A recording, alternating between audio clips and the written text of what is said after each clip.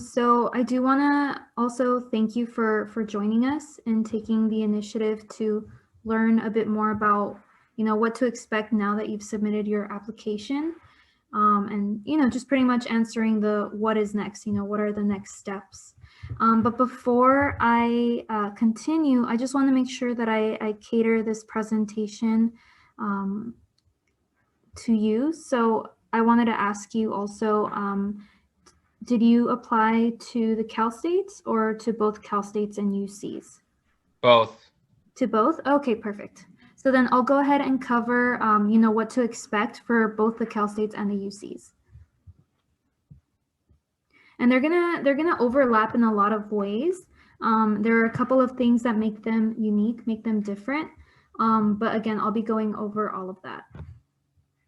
And if you have any questions at some point, you are more than welcome to either unmute yourself and ask us, or you can type it in the chat.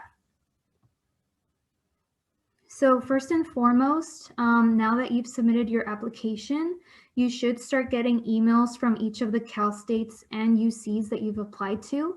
And so it's very important that you frequently check your emails, as you'll be getting important messages and important information from both the Cal States and the UCs. Oftentimes, if they're missing any information or they need further documentation, they'll reach out to you via email, as well as their student portal. So you might have noticed as well that for the Cal States and the UCs, you're starting to get emails with like usernames and passwords and asking you to create your portal. And so it's also just as equally important for you to create your student portal and constantly check that as well, as this is another means for them to communicate important messages to you, as well as list your tasks. So there's usually a to-do list with their corresponding deadlines. So it's very important that you closely monitor your portal to make sure that you're meeting those deadlines and doing what they're asking you to do. Are there any questions regarding this slide? No, not any so far. Okay, sounds good. And so for financial aid, if you haven't done so already, please be sure to submit either your FAFSA or your California DREAM Act application by March 2nd, and be sure to apply for the academic year of 2021 to 2022. When you're filling out your financial aid application, it's very important that you add all the schools that you apply to, even if you're not 100% sure which school you want to attend. And the reason for that is if you add all of the schools that you've applied to, all of those schools are going to get your financial information, and they'll be able to design a financial aid award package that is catered to your financial need. And so when they send out those admissions letters, it's going to include that financial aid package, and it'll allow you to make a more informed decision as to which school is a better fit for you or which school offers better financial support for you.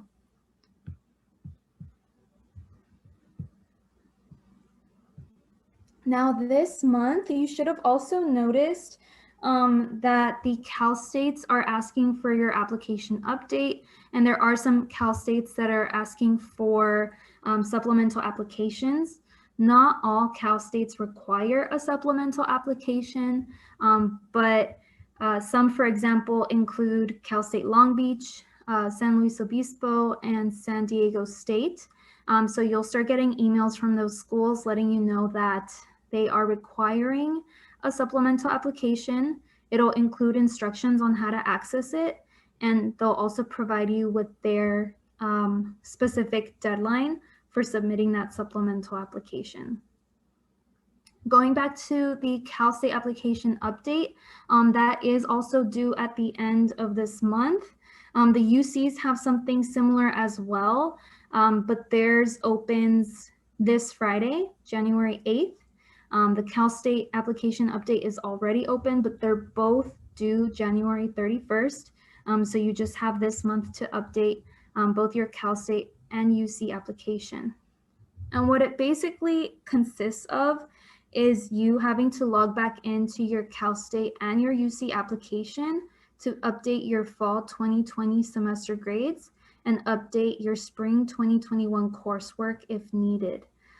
So if there's any like spring courses that you ended up adding after submitting your Cal State application, or any that you dropped, this is where you can go ahead and make that change.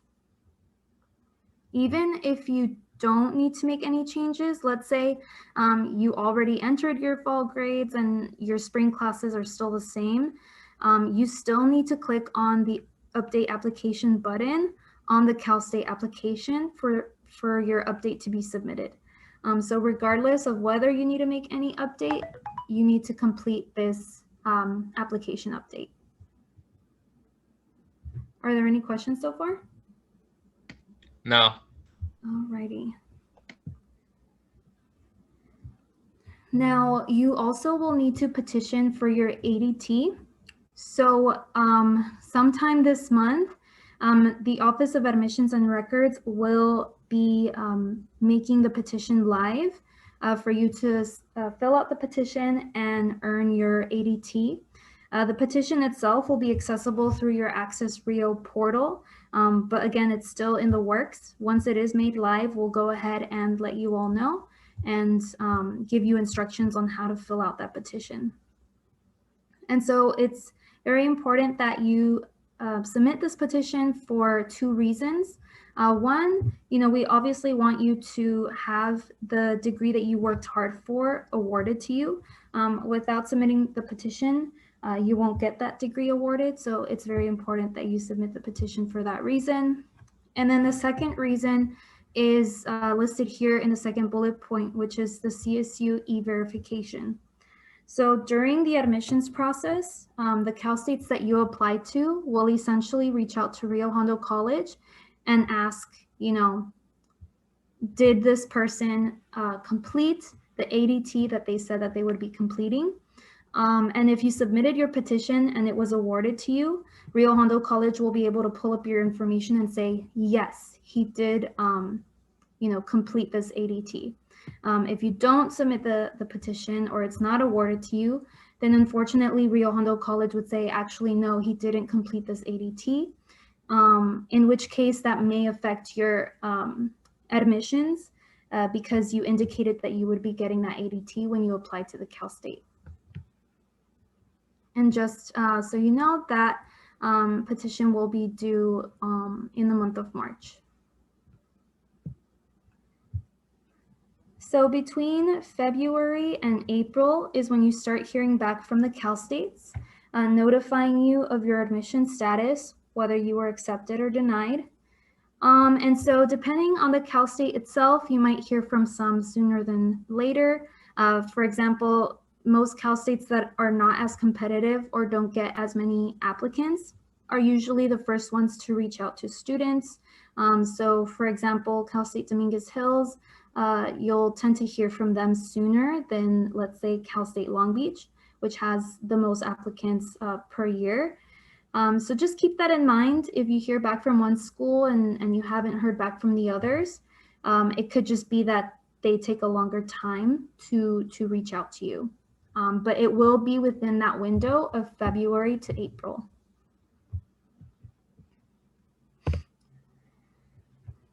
And then between April and June, you will be required to submit your statement of intent to register. And that name is a mouthful, but really all it is you making your decision on which school you want to attend. So once you've made your decision, you'll log into your student portal, and there will be an option to either accept or decline the admissions offer. At that point, whichever school you decide to go to, you'll go ahead and click accept, and you'll be required to pay a non-refundable deposit, which ranges from $100 to $400, depending on the Cal State. Some Cal States do offer fee waivers for that deposit. So if you have any questions about a specific Cal State at that time, feel free to reach out to us and we can definitely look into that for you. And then between the months of May and July, you'll submit your final official transcript to the school that you, said yes to. And you'll have to send your final official transcripts from all the colleges that you've attended. So if you've attended more than one college, you have to make sure that you send your official transcripts from each and every one of them. And this also includes any AP exam scores that you may have. You'll have to send that directly from College Board to the school that you accepted your admission to. And then lastly, we'll be planning out a student success celebration for all of you to commemorate this very big step and transition that you're all making, and really just recognize all of the hard work that has been put into making this next big step.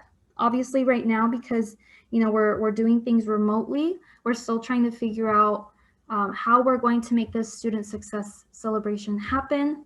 But as we get closer to the end of the semester, we'll definitely be reaching out to all of you with more information about this event.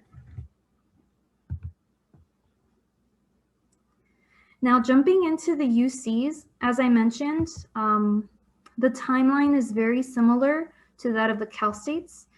So I'll make sure to focus a little bit more on the things that are unique about it, as opposed to the things that are similar.